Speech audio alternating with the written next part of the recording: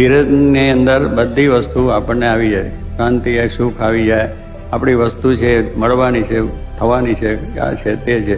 પણ આકડા ઉતાવળા થયા એટલે એનું કારણ પછી જુદું બને છે. પાંડવોને પણ દુઃખ પડ્યું, પણ ધીરજ રાખી તો ભગવાન રાજી થયા છે, એનું કાર્ય થયું છે. એટલે દરેક માણસનું કાર્ય થાય છે, પણ વહેલું થાય મોડું થાય.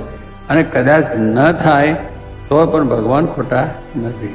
કારણ કે એ કાર્ય થવામાં આપણને મુશ્કેલી આવવાની હોય, આપણને એમાંથી દુઃખ આવવાનું હોય, એમાંથી આપણને કેટલી ઉપાધિ થવાની હોય.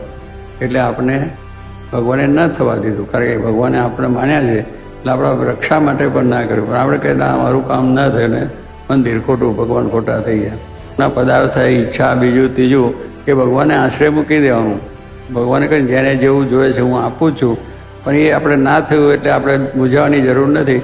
જીવનું કલ્યાણ તો જરૂર છે ને છે.